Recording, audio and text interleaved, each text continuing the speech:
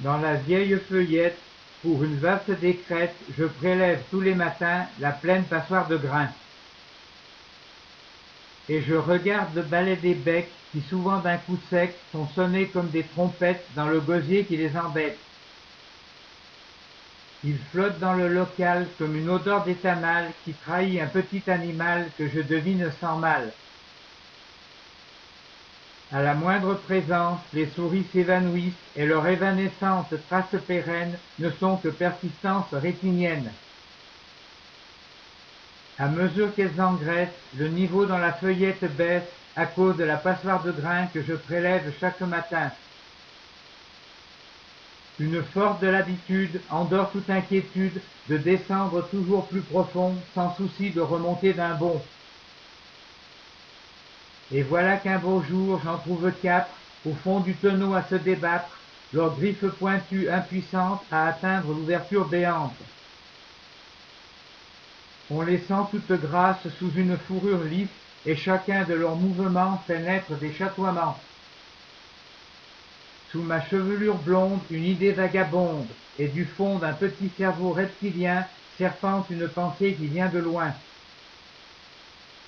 Mon chat qui dort au soleil est prompt pour passer du sommeil à un bon état de veille qui devrait faire merveille. Avant qu'il ne s'éloigne, prestement je l'empoigne et présente son squelette félin au-dessous de l'ouverture à grains. Son instinct avide, tiré par le vide, se laisse tomber sur les vies pour en abréger la survie. Avec un feulement de mort, il se détend comme un ressort et ses pattes se multiplient pour crucifier chaque souris.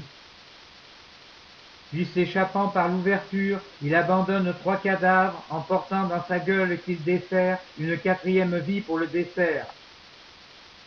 Demain matin, je raconterai à Roger cette histoire que je vais imager en ajoutant tout juste ce qu'il faut pour que ce soit encore plus beau. Au printemps, le matin, je donne aux poules un mélange de plusieurs céréales en bannissant l'avoine trop généreuse qui en fait d'indénichables couveuses. Au lieu de s'en mettre plein le pâtis, le coq prend galamment le parti de séduire une poule avec une parade nuptiale. Pour l'heure, grand seigneur, ce coq, heureux et avec force cloc-cloc, casse à sa poule d'un coup sec des grains trouvés avec son bec. Puis son aile frotte le sable d'une roue impeccable qui, avec son demi-tour à sa dulcinée, fait bien la cour. Et il goûte le fruit de sa belle galanterie, la poule fait un joli pont de ses ailes pour que bien à l'aise il l'appareille. À cause de tout ça, bon coq n'est jamais gras, mais dès qu'il ne servira plus à rien, on va quand même le mettre au vin. Quand les poules ont des oreilles blanches et promènent leurs crêtes rouges et fraîches, grand-mère par des paroles chaleureuses approuve leurs paroles de pondeuse. Mais si, ailes écartées, plumes hérissées, elles s'énervent avec le gloussement cadencé, alors ma grand-mère courroucée entreprend de les découvasser. Dans le fond de la cave sombre, c'est 3 jours sans manger ni boire qu'elles sont enfermées sous une benne pour que jamais ça ne les reprenne. Après ce séjour dans une longue nuit, elles ont perdu le souvenir de leur nid, et si leurs plumes se hérissent encore, leur cloc-cloc diminue d'heure en heure. Mangées par les pouillons, elles recherchent à tâtons un peu de terre bien émiettée qu'elles grattent pour s'y farnoter. Mémé, au milieu du grain que je jette, ce matin il n'y a pas la ninette. Regarde donc à la grande fenière, le nid à côté de la donnière.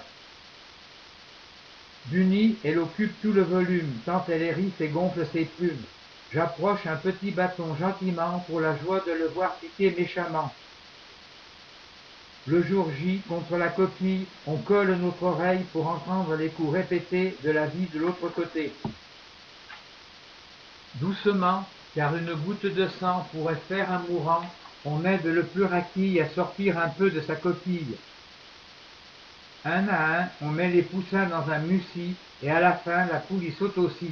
Et puis tout le monde descend par l'échelle pour rejoindre l'abri sous la tonnelle. On s'attendrit devant ces pillots de duvet qui pattes écartées piaillent inquiets avant que toute la couvée ne s'égaye à la suite de leur mère au soleil. Tous vont près du prunet dont les mailles de filet protègent leur nourriture de la vorace basse-cour. Un poignard dans les cieux, voilà les poussins qui se cachent anxieux, jusqu'à ce que des cloques chaleureux rassurent même les plus peureux. Soudain, des cloques-cloques précipités et secs les font converger ensemble vers un bec, là où se débat un petit vermisseau en train de se faire couper en morceaux. Les heureux élus s'assoient sur leur tarte et tendent le cou pour que ça passe. Puis leurs petites pattes s'agitent pour retrouver la couvée bien vite. Quand par hasard un nuage gris passe, sous la mer accroupie il se tasse, et émerge de sa masse plumeuse quelques petites têtes curieuses. Le soir, invitant ceux de la broderie qui par le drap de ma literie, une farandole de poussins multicolores danse dans mes rêves jusqu'à l'aurore.